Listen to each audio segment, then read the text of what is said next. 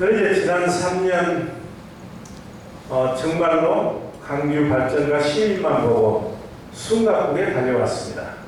저에게 많은 분들이 그렇게 얘기를 합니다. 이제 일 좀 그만하고 사람 좀 만나라고. 그래서 저보다 워커홀릭이다. 일벌레라는 뜻이죠. 일만 한다. 일밖에 모른다.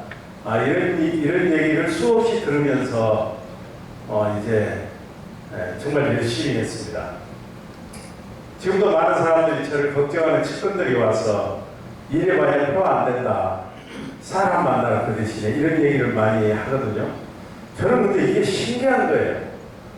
제가 많은 일에서 많은 성과 창출해서 강주 발전시키고 시민들을 행복하게 하려고 시작이 됐는데 또 그렇게 하고 있는데 왜 이분들은 자꾸 이러지 말고 사람 만나라고 그럴까?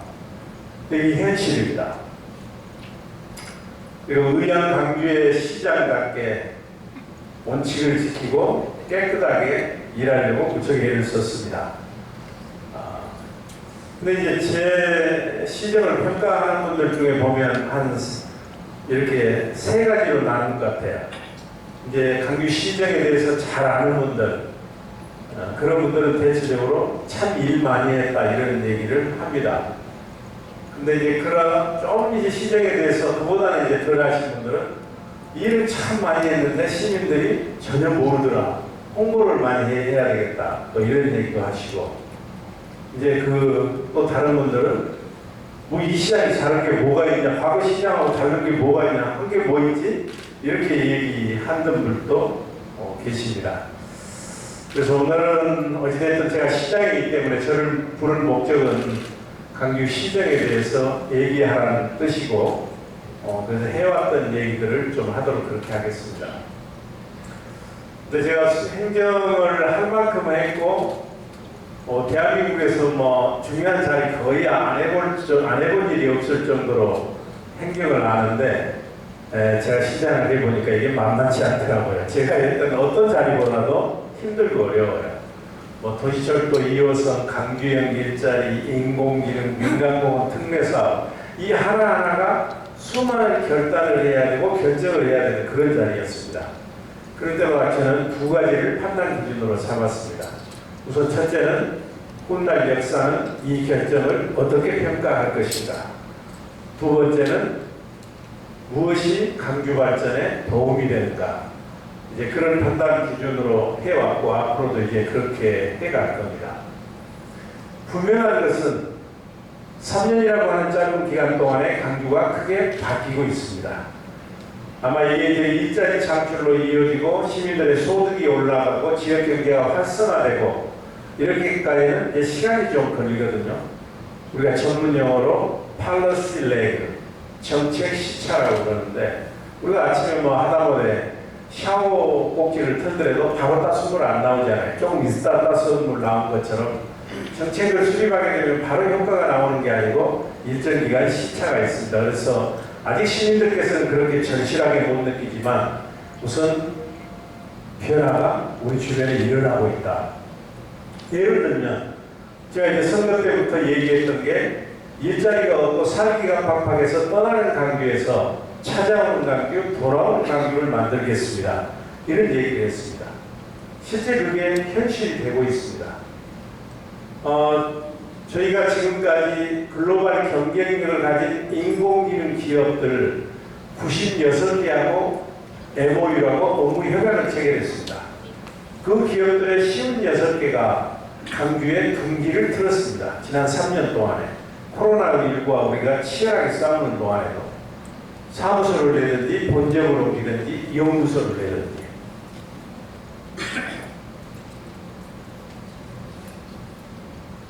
그리고 우리가 지금 이제 그 기업들이 강주로 내려올 때 저희에게 묻는 질문이 이것입니다. 시장님, 우리의 인공지능 기업이 판교에 있고 서울에 있어도 인재 구하기가 어려운데 강주 가면 인재를 구할 수 있겠습니까? 인공지능은 따지고 보면 인재 경쟁이에요. 그게 맞는 얘기예요. 그래서 저희가 노력을 해서 지스트, 강주과학기술원에 인공지능 석박사급을 양성하는 전문 대학원을 만들었습니다. 그리고 조선대다 전남대학교에 인공지능 융복합대학 내지는 학과를 만들었습니다. 근데 이분들은 나오려면 앞으로 4년 내지 5년이 걸리는 겁니다. 지금 바로 필요한데. 그래서 우리가 인공지능 사관학교를 만들었습니다. 우리가 자체적으로 만든 게 아니라 과학기술정보통신부가 예산을 내서 만든 겁니다. 이 대학은 어떤 대학이냐? 프랑스의 에콜 42라고 하는 게 있어요. 여기는 이제 산무 교육과정이에요. 산무라고 하는 게 수업료도 없고 강사도 없고 교재도 없습니다. 그냥 학생들이 모여서 상상력과 창의력으로 의제를 설정하고 자기들끼리 공부하는 거예요. 그걸 벤치마킹한 우리나라의 교육기관이 먼쟁이 사자처럼이라고 있어요. 거기 이제 대표가 이두희라고 얼마 전에 그 탤런트 여성하고 결혼했던 젊은 사람인데 거기서 우리 인공지능 사관학교를 운영하는 겁니다. 교장을 맡아서. 근데 여기에 186명을 뽑는데 1기 때 그런데 한 1100명이 왔거든요. 아주 뛰어난 인재들이에요. 그 사람들이 작년에 대한민국에서 해커톤 대회에서 3연승을 할 정도로 뛰어난 애들이에요. 그 절반 정도는 강주 전남 밖에 있는 사람들이에요.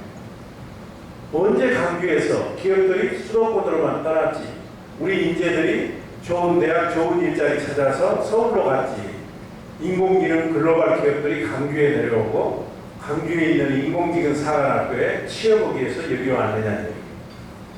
이렇게 분명히 우리 주변에서 변화가 있거든요.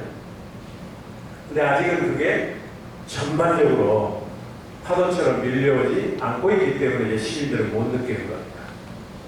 그래서 몇 가지 대표적인 성과만 얘기를 하면 제가 지금 인공지능을 얘기를 했는데 밖에서는 강주가 인공지능을 선택한 건 신의 한 수였다고 얘기합니다. 왜 인공지능을 선택했냐? 강주는 정의로운 도시잖아요. 나라가 어려울 때마다 시대 정치가 대의를 쫓아서 자기 희생을 통해서 역사의 물꼬를 바로 돌린 것이 강주니까 매우 정의로운 것입니다. 임진왜란 이후 가장 많은 의병 활동이 강했던 것이 강주를 비롯한 호남이었고 일제 36년 강점기하에서는 독립운동가가 가장 많이 배출됐고 독재 정권 안에서는 민주화운동이 가장 왕성했던 것이 강주를 비롯한 호남이었습니다. 이게 분명 강주는 정의로운 것입니다. 근데 강주는 정의롭다는 이유만으로 오랜 기간 동안 역대 정권에서 차별과 소외를 받았습니다. 이게 가난한 거예요. 그리고 광주분들은 그동안에는 먹고 사는 것, 일자리 이런 것보다는 가치, 민주다, 인권이다 뭐 이런 가치를 중시하겠어요. 자긍심을 중시하는 거예요. 그러다 보니까 강주가 제가 시장이 되게 되는 위기에 처해 있었습니다. 이렇게 가다는 한반도 남쪽에 소도시로 중소도시로 추락한 그런 상황이 있었습니다. 저는 강주는 정의롭다는 이유만으로 잘 살아야 된다. 그리해야 역사가 교훈을 줄 수 있습니다.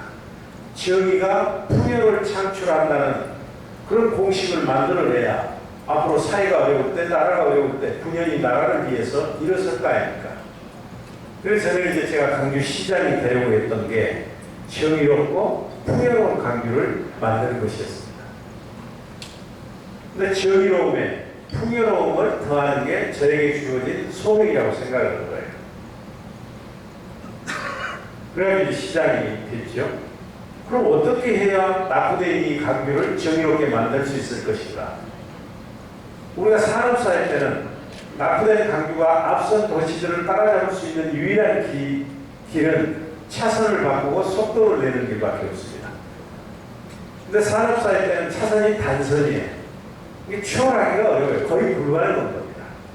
그렇다면 기회는 4차 산업혁명뿐이다.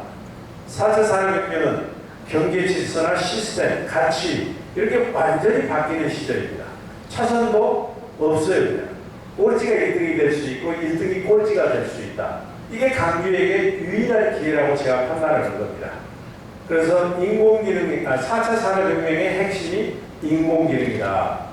그래서 이제 그렇게 제가 꽂혀 있었죠. 근데 우리가 꿈을 가지고 있으면 꿈은 우리를 절대 포기하지 않습니다. 내가 포기하지 않는 한 꿈은 절대 우리를 포기하지 않습니다. 그런 생각을 가지고 있는데 제가 2018년 7월 1일 날 시작이 됐는데 11월 달에 중앙정부에서 국가균형발전위원회에서 지역균형발전도 달성하고 경기도 살린다 해서 17개 지방자치단체로 하여금 예비 타당성 조사를 면제해 줄 테니까 하나씩 신청하라고 한 거예요. 예비 타당성 조사라고 하는 건 아시는 것처럼 비용보다 수익이 많아야 된다는 것이죠. 근데 이제 지방에 있는 사업들은 분석을 해보면 수익이 비용보다 많을 수가 없어요. 근데 이제 다 다른 16개 지자체는 과거의 관행대로 철도 놓고 도로 놓고 건물 짓는 거 이런 하드웨어, SOC 건설을 늘 지정을 했습니다. 근데 저는 아까 그런 생각을 가지고 있었기 때문에 우리 직원들하고 인공기능 중심도시 강규를 제출을 한 겁니다. 그때는 아무도 몰랐어요, 다른 데서는. 그래서 이제 우리가 인공기능 집적단지가 강주에 만들어지도록 된 겁니다. 국가사업으로. 근데 앞으로는 인공지능과 접목되지 않으면 나라도 그리고 지방자치단체도 상품도 서비스도 경쟁력을 가질 수가 없습니다. 더구나 일본에 있는 소프트뱅크 손정희가 문재인 대통령을 만나서 첫째도 인공지능, 둘째도 인공지능, 셋째도 인공지능 이걸 얘기했던 게 언론에 이제 난 거예요. 그래가지고 이제 지자체들이 정신 차려보니까 이게 인공지능 아니면 안 되겠거든요. 그래서 온갖 군데가 이제 그 후에 인공지능을 하겠다고 이제 달라진 것이죠. 그래서 제가 이제 인공지능 집적단지 데이터 센터를 착공할 때 대통령을 모시려고 누구라고 얘기는 안 하겠습니다만 청와대 정책실장을 만나서 대통령님 참석해달라고 얘기하는 거예요. 근데 이 양반 얘기가 그러는 거예요. 왜 인공지능을 강조만 합니까? 그러는 거예요. 무슨 얘기냐고 그랬더니만 인공지능은 미래 산업인데 전국이 나눠서 해야지 왜 강조만 합니까? 이러는 거예요. 그래서 내가 코끼리가 크다고 두 개로 나누면 코끼리가 두 마리 되냐 죽어버리지. 그래서 인공지능은 안 그래도 우리가 선진국에 뒤쳐져 있는데 강주에 특화를 해서 집중을 해서 따라잡으면 이게 분산시키면 다 죽는다. 이제 그렇게 해가지고 우리가 하고 있거든요. 인공지능에 있어서 제일 중요한 게 뭘까요? 그건 데이터예요. 또 우리가 뭐 알파고하고 바둑 두는 것도 이세돌하고 언급받지만 수많은 경우의 케이스를 데이터해가지고 입력해서 인공지능이 그걸 이제 판단하는 거거든요. 그 데이터 센터가 제일 중요합니다. 그것만 있어가지고는 안 돼요. 이 데이터를 처리할 수 있는 슈퍼 컴퓨팅 시스템이 갖춰져야 됩니다. 근데 우리 광주에 지금 세계 10위 안에 드는 슈퍼 컴퓨팅 센터가 2월 4일 날 착공을 한 거예요. 물론 그때 대통령께서 코로나 때문에 못 오시고 축사로 대신해주고 과학이 전국 동통부 장관이 왔습니다만 이게 어느 정도 크냐? 지금까지 우리나라에서 가장 큰 데이터 센터는 한국과학기술정보연구원이 가지고 있는 누리온 5호기입니다. 이게 규모가 어느 정도 되냐면 25.7페타플러스입니다. 1페타플러스가 뭐냐? 똑딱하는 1초에 1000조, 1조가 아니라 1000조 원의 연산 능력을 그 1페타플러스라고 해요. 그러니까 누리온 5호기는 25.7페타플러스니까 얼마나 빠르겠어요? 그게 세계에서 17번째예요. 근데 우리 강주에 들어서는 데이터 센터는 어느 정도냐?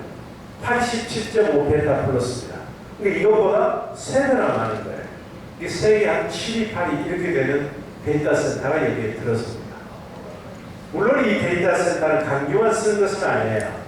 실리콘밸리가 미국 전체를 먹여 살리는 것처럼 대한민국 전체 누구나 이제 이거를 활용할 수 있습니다. 그렇지만 우리 강주가 특화하고 있는 4가지 산업, 자동차, 에너지, 헬스케어, 문화 콘텐츠. 이걸 우리가 이제 이 데이터 센터하고 연결시켜가지고 강주만의 고유하고 독특한 이제 경쟁력을 가져오려고 하는 것이죠. 그리고 이제 거기서 데이터 센터를 이용해가지고 상품이나 요 서비스를 만들면 이게 얼마나 효과가 있을까 하는 실증센터까지 여기에 구축을 하고 있기 때문에 기업들이 안 내려올 수가 없습니다. 그리고 이 데이터 센터는 NHN이라고 네이버에서 떨어져 나온 회사가 운영을 하고, 그 다음에 중요한 게 아까 얘기한 것처럼 인공지능에서 가장 중요한 건 인재 양성. 근데 아까 말씀한 것처럼 그렇게 인재들이 여기서 양성되고 있습니다. 그렇게 해가지고 작년에 1기가 150명이 인공지능 사관학교를 졸업을 했습니다. 그래가지고 광주에 내려온 기업들에게 거기서 인재가 공급되고 있는 겁니다. 지금 2기도 이번에 180명 모집해가지고 교육에 들어갔습니다. 거기 수업료도 없어요. 그리고 그 숙식도 거기서 제공해주고 전국적으로 유능한 애들이 오고 있는 겁니다. 그 다음에 이제 제가 인공지능과 관련해서 가장 역점을 두는 게 상상력과 창의력을 가지고 있는 젊은이들이 배낭 하나 메고 오면 강주에 와서 창업도 하고 성공할 수 있는 인공지능 생태계를 만드는 겁니다. 그래서 우리 테크노파크에 인공지능 종합지원센터를 만들었습니다. 그래서 젊은이들이 내려오면 이분들이 기술이나 아이디어는 있지만 이걸 사업화하는 걸 몰라요. 그래서 이 분야에 성공했던 사람들을 멘토단을 구성해가지고 멘토를 붙여줍니다. 그럼 이제 사업화는 이제 할 거 아니에요. 그 다음에 들어가는 게 돈이거든요. 이 친구 돈이 없어요. 그래서 창업 펀드를 저희가 1,200억을 만들어서 돈을 제공해 줍니다. 이게 이제 7천억까지 늘리려고 해요. 이제 제조업체는 산업단지로 들어가지만 이 친구들은 산단으로 가려고 하지 않아요. 우선 주거단지, 그리고 문화예술이 있는 거, 그리고 의료가 가까운 거. 그래서 그동안은 저 동명동에 있는 아이플렉스를 해줬는데 다 찼어요. 그래서 우리가 창업 캠프까지 빌딩을 빌려서 제공해 주는데 1호점은 첫날 그냥 다 잡을 34개 기업이 들어가지고, 그래서 지금 2호점을 만들고 있고, 그렇게 해서 이제 스타트업이 만들어지면 이 스타트업들이 이제 스케일업 기업, 유니콘 기업으로 발전해야 되는데, 그렇게 이제 창업에서 한 3년 내지 5년을 버티기가 매우 어렵습니다. 그때 만나는 장애물 우리가 데스밸리, 죽음의 계곡이라고 얘기를 하거든요. 근데 선진 국가들은 스타트업들이 죽음의 계곡을 통과하는 확률이 한 40%가 넘습니다. 근데 우리는 28%가 안 돼요. 그래서 그 아까 얘기한 종합지원센터에서 이 데스밸리를 무사히 건널 수 있도록 이렇게 기술 제공도 해주고, 이렇게 해가지고 지금 빠르게 강주가 인공지능 중심 도시로 발돋움하고 있습니다. 아까 얘기한 것처럼 다른 데서는 다 들어옵니다. 근데 제일 안 알아주는 데가 어디냐면 강주예요. 뭐 예수도 그렇고 부처님도 그랬는데, 근데 이제 그게 왜 그럴까? 시민들에게 아직 이게 체감할 수가 없는 거예요. 그래서 지금은 이제 인공지능을 이용해서 일자리도 만들고 시민들이 체감할 수 있도록 하는데 노력을 하고 있습니다. 그래서 조금 있으면 아마 7월부터 될 텐데, 그 코로나19 이제 자가격리한 사람들, 지금 우리 직원들이 일일이 하루에 한 번씩 전화를 하거든요. 어디 열은 안 나시니까, 뭐 이상 증세가 없으니까. 그리고 백신 접종 예약을 하고 전화하고 예약되는 분들 확인하고, 그리고 백신 맞고 나면 이상 증세 있습니까 없습니까, 이걸 보건소 직원들이 하는데, 우리가 얼마 전에 SKT하고 협약을 맺어서 앞으로는 인공지능이 하는 거예요. 그런 것도 그렇고, 우리 보건소 있잖아요. 근데 많은 분들이 보건소에 가면 인턴이나 레지던트들 의사밖에 없고 그렇기 때문에 잘 안 가잖아요. 근데 앞으로는 인공지능이 거기서 엑스레이 촬영하면 인공지능을 이용해서 판독도 해주고, 그리고 인공지능이 이걸 보내가지고 전남대교에서도 그리고 조선대 가서도 이걸 판독하고, 이런 이제 현실에 적용을 하도록 하고요. 그렇게 되면 일자리도 늘어나고 이제 시민들이 체감하게 될 겁니다. 이게 2, 3년 전에만 해도 광주가 인공지능 중심 도시가 될 거라고 생각했던 사람은 아무도 없습니다. 근데 이거는 앞으로 광주를 먹여 살리는 매우 중요한 효과를 발휘할 거다. 그리고 또 하나, 물론 이건 제가 이거는 상상했던 것은 아닙니다. 전 윤장희 시장께서 한 건데, 강주의 일자리. 지금의 시대 정신은 상생과 동반 성장입니다. 양극화로 인한 갈등을 해소하지 않고서는 한 발자국도 나아갈 수가 없습니다. 그래서 노화사, 원청업체, 하청업체 간의 상생과 동반 성장이 돼야 됩니다. 2019년 1월 31일 날 문재인 대통령 모시고 현대자동차하고 업무협약을 체결했잖아요.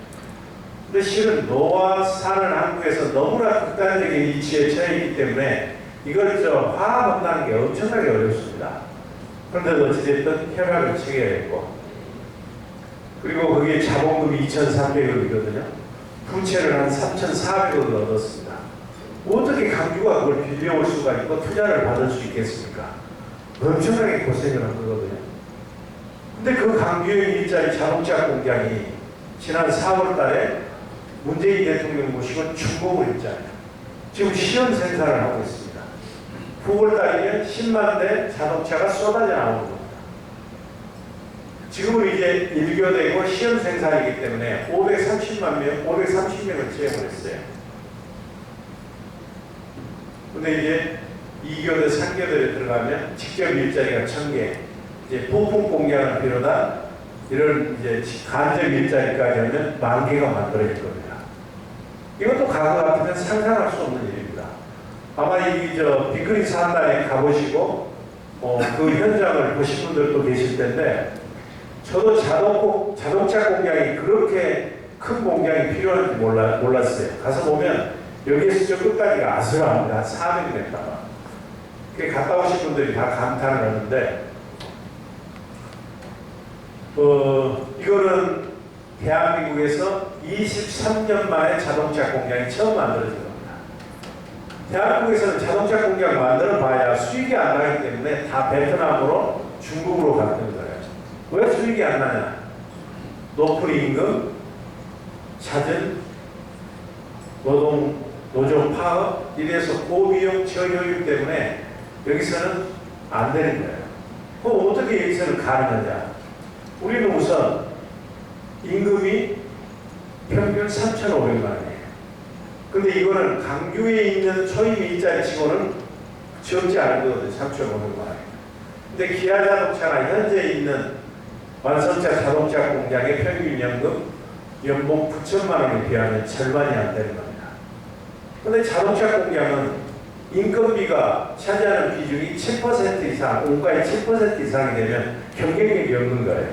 그러니까 9천만 원 이상 평균 주고는 이게 이제 수익이 안 맞는 거예요. 그러니까 대한민국에서 자동차 공장이 건설될 수가 없는 것이죠. 근데 우리는 그럼 어떻게 가능하냐? 빅그린 산단에 있는 GGM, 우리가 이름을 강주 글로벌 모터스에서 GGM이라고 이름을 붙였는데요. 거기에 근무하는 직원들은 두 가지 연봉을 받습니다. 임금을. 하나는 GGM이 주는 연봉을 받는 것이죠. 평균 3,500만 원. 고등학교 나온 사람들은 그보다 좀 더 적고 경력직은 좀 많고. 그리고 강주시가 중앙정부와 협의해서 사회적 임금을 추가로 주는 겁니다. 그러니까 근로자들이 목돈이 들어가는 게 뭐예요? 진짜만 하는 것이잖아요. 그래서 빅그린 산단에 우리가 LH하고 협의를 해서 아파트를 지어서 아파트를 제공하는 겁니다. 물론 지금은 GGM 공장이 우리가 생각했던 것보다 너무 빨리 지어진 거예요. 그래서 그 LH 아파트가 아직 지어지진 않았는데 지금은 그래서 저희가 전세 보증금하고 이자를 지원을 하고 있습니다. 올 한 200만 원 정도. 두 번째 이제 돈이 많이 들어가는 게 아이들 보육이잖아요. 그래 공공 어린이집도 지어주고 체육관도 거기다 지어주고 문화시설도 지어주고. 그래서 GGM으로부터 받는 연봉은 3,500만 원이지만 사회적 임금을 추가로 줘서 그들이 사는 삶의 질은 아까 얘기했던 9천만 원 정도 받는 그 직원들에게 비교해서 떨어지지 않도록 하겠다는 겁니다. 이게 강규형 일자리의 기본 이제 스킵이에요. 그렇게 되면 우선 근로자들은 양질의 일자리가 만들어지니까 좋죠. GGM은 임금비가 낮기 때문에 원가가 절감돼서 경쟁력이 생기죠. 우리 강주는 고용률이 올라가고 그래서 노사 상생의 사회 대통합의 일자리다 이렇게 얘기를 우리가 하는 것이죠. 근데 이거는 이제 처음에 시작은 강주에서 우리 강주 청년들의 일자리를 만들기 위해서 시작했지만 가만히 보니까 제조업, 대한민국의 제조업이 살 수 있는 고질적인 문제인 고비용 저효율을 해결할 수 있는 유일한 돌파구입니다. 그래서 정치권도 중앙정부도 여야를 막론하고 강주의 일자리를 지지해 준 겁니다. 그걸 우리 강주 시민들이 짧은 기간 동안에 한 겁니다. 처음에 2월 달에 기술직 186명을 모집을 했어요. 몇 명이 나왔겠어요? 186명 모집하는데 12,600명이었어요. 12,600명. 그 통계의 숫자, 통계학에서 계산한 숫자로 하면 70대 1이 돼요. 근데 저는 70대 1이라고 생각 안 하거든요. 12,400대 1이죠. 12,600명이 왔는데 12,400명이 떨어지는데. 근데 여기에, 물론 여기는 강주 전남을 우리가 우대를 해주고 있거든요. 이거는 뭐 강주 청년들 일자리 만들기 위해서 했는데 서울에서 아버리면 안 되잖아요. 근데 경쟁률이 높지만 이거는 슬픈 경쟁률이다. 얼마나 일자리가 없으면 연봉 3,500만 원짜리 일자리에 186명 모집하는데 12,600명이 오겠어요. 아, 그래서 이게 일자리 창출에 더 노력해야 되겠다 하는 이제 그런 생각을 했고. 근데 경력직들의 경우에는 취업 발전이 없어요. 그건 유능한 사람을 뽑아야 되니까. 거기에도 많은 수도권에 있는 그 유능한 사람들이 내려오고 있다. 이게 떠나는 게 아니라 찾아오는 강주, 돌아오는 강주가 실현되고 있다는 얘기입니다. 많은 분들이 걱정을 합니다. 자동차 시장의 대세가 친환경차, 자율주행차인데 여기서 나오는 차는 친환경차가 아니에요. 그냥 내연차입니다. 천시직 경차거든요. 그걸로 경쟁력이 있겠냐. 근데 우리나라에 지금 1년에 한 예를 들면 200만 대의 자동차가 나오면 그 중에 90% 이상이 내연차입니다. 근데 우리가 친환경차로 가면 수익이 날 수가 없어요. 그렇지만 시작은 내연차로 하지만 지금 그 레인, 지금 중복을 했는데 그 레인에 하나도 변화 없이 거기서 수소차, 전기차를 그대로 만들 수 있고 1000cc짜리를 만드는데 3000cc짜리 중형차까지 만들 수 있는 최첨단 유연 시스템으로 공장을 만들었어요. 이게 현대차가 지금까지 국내에 있는 자동차 공장에서 가장 최첨단이고 유연 시스템으로 만들어졌기 때문에 언제든지 자동차 시장의 대세가 친환경차라 하면 언제든지 바꿀 수가 있습니다. 그래서 걱정할 필요가 없고요. 그리고 또 하나 이제 좋은 건 코로나를 겪으면서 글로벌 경쟁력이 있는 자동차 공장들이 차를 안 만들어야지. 차 만드는 것은 아주 단순한 거예요. 이거 설계만 주면 그냥 누구나 만들 수 있는 거예요. 그 사람들이 더구나 이제 이 코로나19가 와가지고 경기가 안 좋아도 임금은 줘야 돼요. 노조 스트라이크는 있고 또 이걸 수출하려고 하면 수입 장벽이 있어가지고 수출하기도 어렵고 그러니까 현지에 이런 우리와 같은 가공업체 여기는 우리는 위탁 생산업체예요. 우리 글로벌 모터스는 그냥 현대에서 이런 차 만들어 주십시오 의뢰하면 거기서 주는 원재료 갖다 만들어서 주면 현대 이름으로 현대가 팔고 현대가 얘부터 서비스도 하고 그러니까 이걸 막을 수가 없는 거예요. 7만 대에서 10만 대를 하는데 한 대당 우리는 알이만 떼먹는 거예요. 그러니까 우리가 여기서 이제 제일 중요한 걸 하는 건 제가 볼 때는 노사상생인데 그것만 잘 노사상생을 유지하면 벤츠다 뭐 이런 데 얼마든지 BMW다 그런 데 차를 위탁 생산할 수 있는 좋은 환경에 있다. 이거는 뭐 형태는 주식회사이지만 이보다 더 공공성이 강한 기업이 없죠. 이건 시민 기업이고 그렇기 때문에 잘 도와주시고 하면 이제 그렇게 할 수 있다는 얘기고요. 이제 제가 얘기를 드린 게 강주가 바뀌고 있다 하는 그런 이제 설명을 드리면서 몇 가지 말씀을 드렸습니다.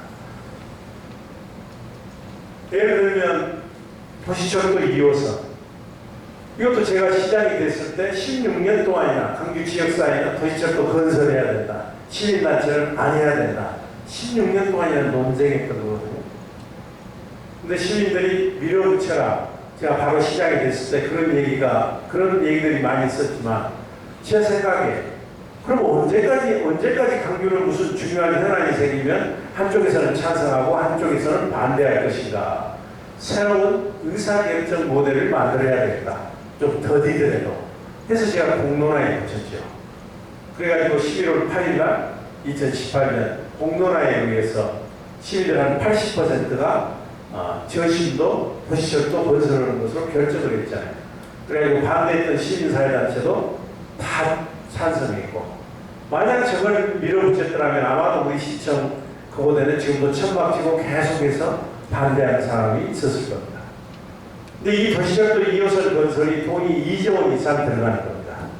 이 중에 60%는 국가가 돈을 대줘요. 1조 2천억 원. 지금 공사하고 있는데요.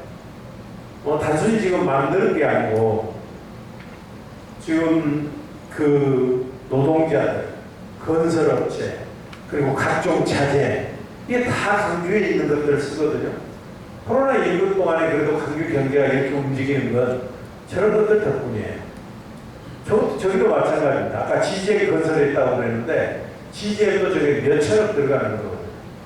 그것도 다 이게 강주 경제를 움직이게 하는 거고. 이제 도시철도 2호선이 되면 이제 버스나 지하철을 타고 강주 어느 곳이든지 30분 만에 왔다 갔다 할 수 있는 대중교통 시대가 열리는 겁니다. 지금은 자가용 아니면 안 되잖아요. 강주는 지금 수송 분담률이 자가용이 40%가 넘거든요. 이렇게 되면 주차장 만들어야죠, 길 만들어야죠, 미세먼지가 얼마나 많이 나오죠. 그래서 이 2023년부터 이제 2호선이 연차적으로 개통이 될 텐데, 그렇게 했다는 말씀 드리고요. 하나만 더 얘기하고 그냥 우리가 했던 거, 여기 이제 오늘 제가 이제 설명을 기자들한테 하는 대신에 책자를 정리해서 만들어줬거든요. 지난 3년 강주 발전과 시민만 보고 달려왔으면 그 책자 있죠. 우리 지금 다 아무도 없나요? 네. 근데 혹시 저거를 제가 오늘 하나씩 다 나눠 드리려고 했는데 또 선거법에 위반된대요. 그러면 안 된다 해서 몇 번 가져온 거 있으니까 혹시 관심 있는 분들은 가지고 가셔서 보시고요. 나중에 요청하면 드리도록 할게요. 자, 요즘에 이제 좀 어려운 때라고 아까 모두에 말씀을 드렸는데 저를 기분 좋게 한 뉴스가 있었어요. 그게 뭐냐? 서울에 1월, 2월 달 유일하게 17개 지자체 중에서 출생아 수가 전년보다 늘어난 것은 강주밖에 없는 거예요. 그래서 제가 그때 큰 소리를 좀 막 치려다가 또 3월달에 4월달에 가서 줄어들어 버리면 사람이 쪽팔리잖아요. 그래서 좀 지켜보고 있었는데 3월달에까지도 우리만 유일하게 출생아 숫자가 늘어난 거예요. 4월달에도 보니까 매달 출생아 수가 늘어난 건 우리밖에 없어요. 조금이라도 늘어난 건 경기도가 4월달에 좀 늘었더라고요. 이게 왜 가능했을까? 잘 아시는 것처럼 저출산 문제는 매우 심각한 문제입니다. 우리가 현재 인구가 유지되려면 이 정도의 출산율이 유지돼야 된다는 게 대체 출산율이에요. 그게 2.1명이에요. 이게 두 사람이 결혼하면 2.1명을 낳아야 현재 인구가 유지되는 거예요. 그리고 그게 1.3 이하면 저출산 국가라고 얘기를 합니다. 초저출산 국가라고. 이때쯤에서 영국 옥스퍼드 대학의 인구문제연구소에서는 뭐라고 얘기를 했냐? 세계에서 가장 먼저 인구가 사라질 나라로 대한민국을 꼽았습니다. 그냥 OECD 국가 중에서 우리가 출산율이 가장 낮거든요. 그 대한민국이 작년에는 1 이하로 떨어졌어요. 그러다가 또 작년에 0.9 이하로 떨어지고 우리도 0.9 정도밖에 안 돼요. 0.81인가 그래요. 그런데 우리가 금년에 거의 1 가까이 됐어요. 그게 그냥 그렇게 된 게 아니거든요. 그러니까 국가가 2003년부터인가 저출산위원회를 만들어서 인구를 늘리려고 노력하고 있지만 안 나는 거예요. 나는 힘드니까. 저는 제가 한 일들은요, 그냥 막 한 게 없어요. 강주는 시대를 앞선 그런 도시다. 시대 정신을 보고한 거예요. 그러니까 아까 얘기했던 인공지능은 강주의 미래를 먹여 살릴 수 있는 유일한 수단이에요. 그리고 강주의 일자리는 시대 정신 상생, 동반 성장. 그 강규형 일자리의 4대 원칙이거든요. 적정임금, 적정노동시간, 노사 상생경영, 그리고 온하청 관계개선. 이게 심각한 문제들이에요. 그래서 한 거고, 제가 일자리에 아이나 키우기 좋은 마음 편한, 마음이 엄마라는 얘기잖아요. 마음도 되지만 마음 편한 강규 만들기를 했던 것도 이게 시대 정신이다. 저출산 문제를 우리 시대를 앞서왔던 강규가 해야 될 일이다 한 거거든요. 그래서 잘 아시는 것처럼 아이 하나 낳으면 출생 축하금 100만 원 드리고 2살이 될 때까지 24개월 동안 매달 20만 원에서 480만 원을 드리고 그 아이 하나 낳으면 580만 원을 주는 거예요.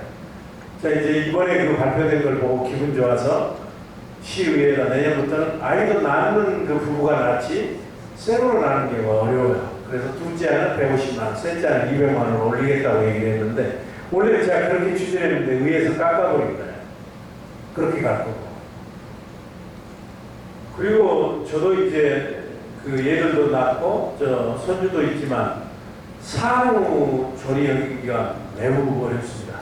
그러니까 우리가 공공 산후 관리 서비스를 해요. 유일하게. 그냥 이런 아줌마들이 가는 게 아니라 간호사나 조리사 출신, 그래가지고 퇴직에 있는 분들이 강규대학교에서 몇 개월간 교육받고 그분들이 가는 거야. 그걸 제공해주고. 그리고 애를 키우다 보면 부부가 이러는데 갑작스럽게 뭐 어디 가야 될 일이 있잖아요. 맡길 데가 없잖아요, 마음하고. 그리고 24시간 아이 돌봄 시스템을 저희가 직접 운영을 하고 있어요. 이게 얘 맡기면 되는 거예요. 또 갑자기 얘가 입원하게 되면 엄마가 휴가를 내든지 그래야 되잖아요. 근데 엄마보다도 전문 보육사가 더 얘를 잘 봐요. 그래 긴급 입원하고 돌봄 서비스. 그분들이 가서 책도 읽어주고 시간 되면 약도 먹여주고. 근데 요즘 젊은이들이 결혼도 안 하려고 하지만 만호를 하기 때문에 임신이 잘 안 됩니다. 제 며느리도 그 경우인데 난임이어가지고 엄청 애먹었거든요. 근데 고통도 고통스럽지만 돈이 엄청나게 들어가요. 정부가 지원을 별로 안 해줘요. 해주는데 절반도 안 해줘요. 그래서 우리가 난임 부부들 지원을 다 해주고 있잖아요. 그래서 작년 한 해 동안에 난임 부부들 중에서 임신하는 분들이 470 몇 쌍이 됐어요. 그렇게 해주고 있죠. 그리고 이제 금년부터는 그 임산부 막달 서비스라 해서 8개월부터 10개월 동안 이제 몸이 무겁기 때문에 청소하기도 어렵고 빨래하기도 어렵기 때문에 그런데도 이제 지원을 해드리고 이런 서비스를 한 결과인 겁니다. 그래서 우리 홈페이지에 오면 결혼부터 임신, 출산, 보육, 육아까지 거기 들어오면 모든 그 안내를 다 하고 혜택 볼 수 있는 그런 이제 플랫폼도 가지고 있고 이제 그렇게 하고 있다는 말씀 드리고요. 이거를 끝이라고 합니다. 지금 우리가 겪고 있는 1년 6개월이 넘도록 겪고 있는 코로나19 그리고 지난 여름 50일이 넘는 긴 장마 그리고 집중호우 이런 것들을 우리 인간들은 재난이다 재앙이다 이렇게 얘기를 합니다. 그러나 자연 입장에서 보면 이것은 살아남기 위한 몸부림이고 인간에게 보내는 강력한 경고입니다. 그러니까 아까 아이들을 낳지 않아가지고 나라가 사라질 수도 있지만 이렇게 가면 지구는 지속 가능성이 없는 겁니다. 저는 여기서도 강규가 앞장서서 기후위기에 대응해야 된다. 그래서 우리가 발표한 게 국내 최초로 2045년까지 탄소 중립 에너지 자립 도시를 만들겠다고 선언을 한 겁니다. 이건 우리보다 훨씬 앞서서 환경 문제에 눈이 띄었던 유럽 도시보다도 5년이 앞선 겁니다.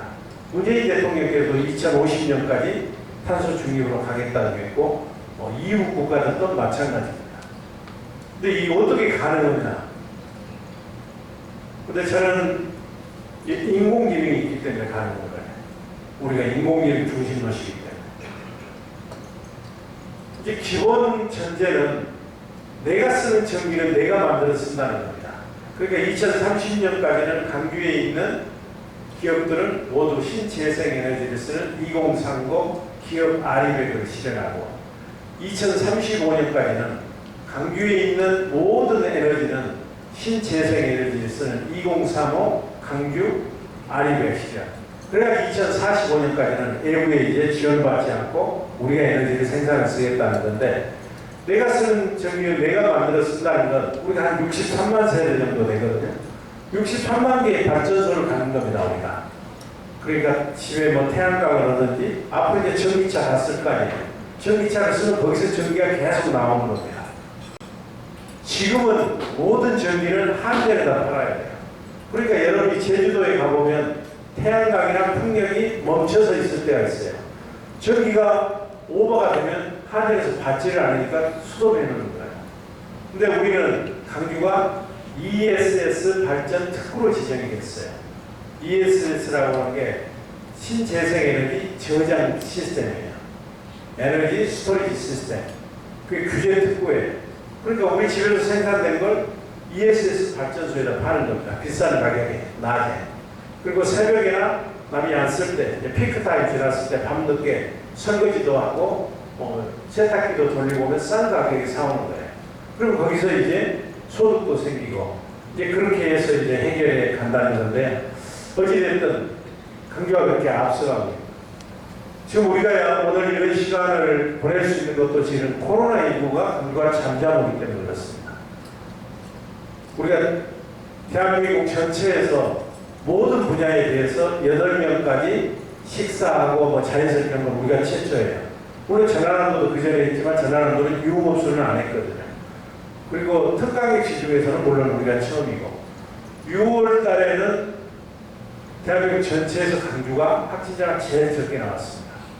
이게 어제 이제 12명이 나와가지고 5월 30일 날 이후 계속 한 자리 숫자 나는데 한 번 12명이 나오긴 했습니다만, 근데 우리가 이 강주가 코로나19를 선제적으로 해가지고 중앙중대본의 방역이 우리를 따라온 게 참 많습니다.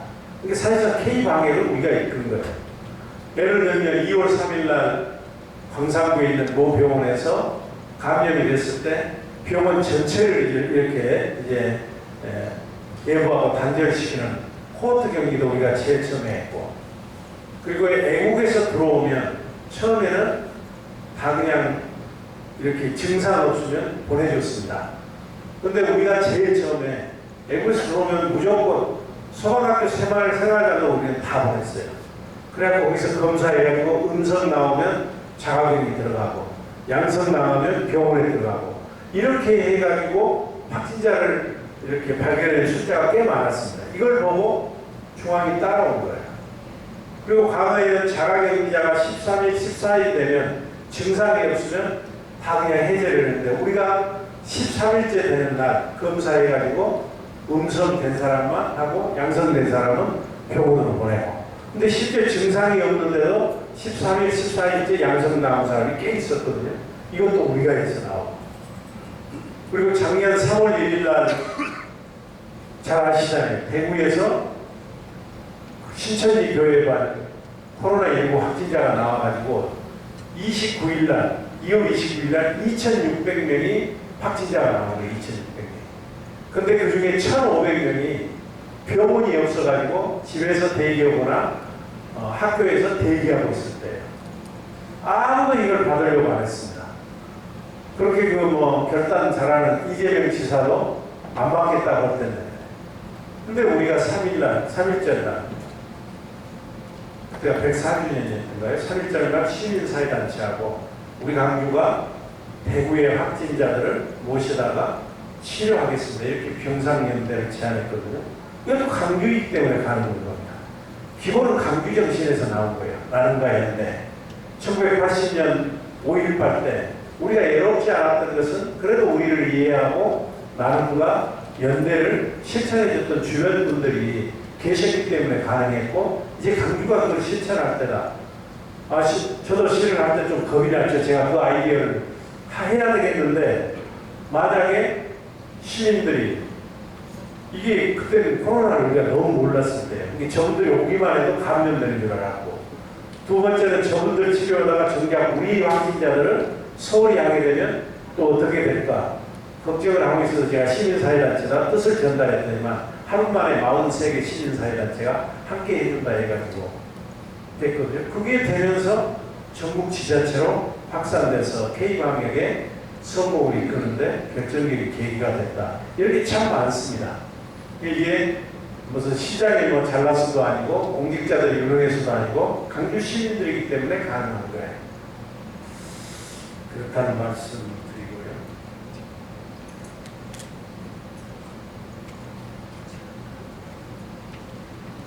근데 제가 이제 가장 힘들었던 때가 언제냐?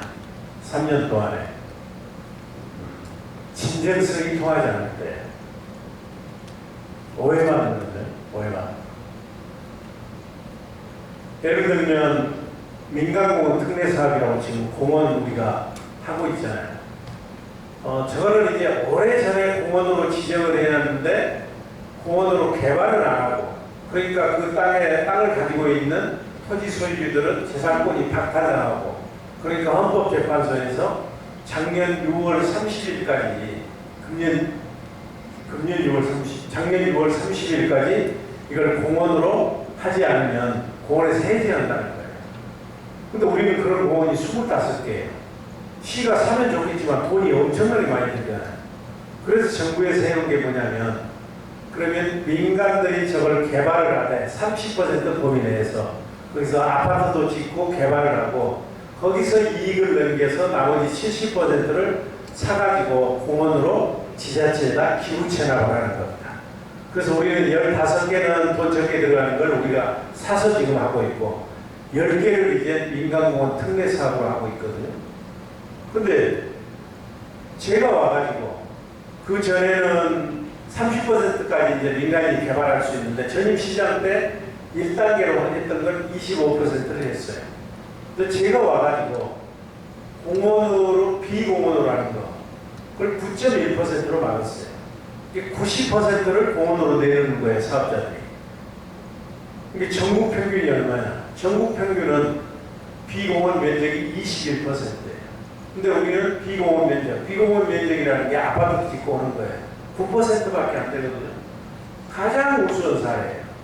그리고 두 번째는 우리는 분양가를 많이 받는다 뭐 한다니까 건설업체 배불러졌다고 그러는데, 우리가 건설업체가 이제 다 캐량마다 다릅니다만 7 내지 10% 이상의 이익을 내기면 지가 가져가는 게 아니라 공원 사업에 내놓도록 올 거예요. 시민들을 위해서 쓰도록 올 거예요. 그리고 민간 거버넌스로 하고 전국적으로 아주 모범 사례거든요.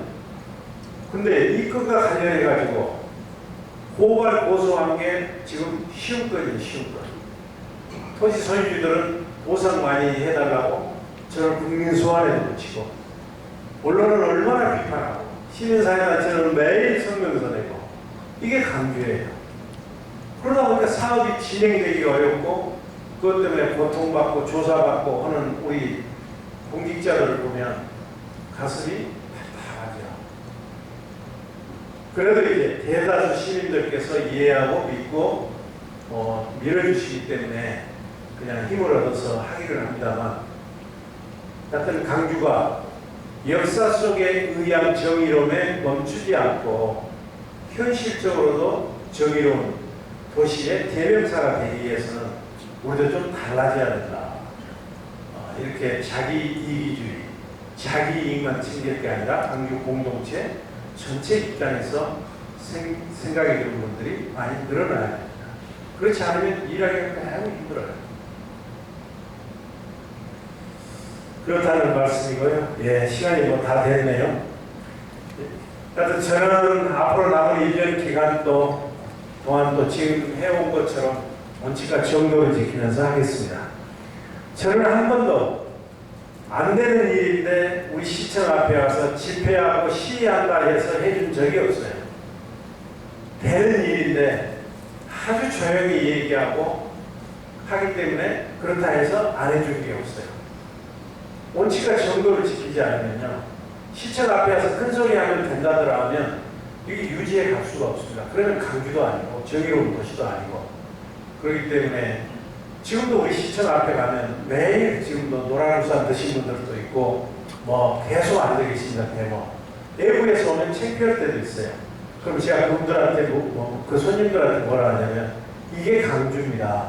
강주는 누구나 시청협회에 와서 시위도 하고 집회도 하고 자기 의견을 자유스럽게 이렇게 내놓는 것이고 공권력의 저항에서 민주주의를 쟁취하는 게 강주이기 때문에 이게 강주다운 것입니다. 그렇게 얘기를 합니다만 그러니까 저는 그건 아니에요. 어떤 전에처럼 독재 정권이고 아무리 시장을 만나려고 해도 안 만나주지 않을 때 어렵고 힘든 사람들이 자기의 억울함을 알기 위해서 시위하고 집회하는 것이지 지금처럼 아무 때도 시장 만나달라 하면 아무 때도 만나주는데 그러기 전에 집회부터 하고 시위하고 하면 결국 그건 전혀 해결책도 아니고 저도 인간이라 해줄 것도 안 해주고 싶은 생각이 들어요. 그래야 강주의 질서가 서기 때문에 그래서 그걸 대다수 시민들이 함께 이해해 줬으면 좋겠고요. 하여튼 열심히 하겠습니다. 앞으로도. 네, 경기에서 고맙습니다. 감사합니다. 수고하셨습니다.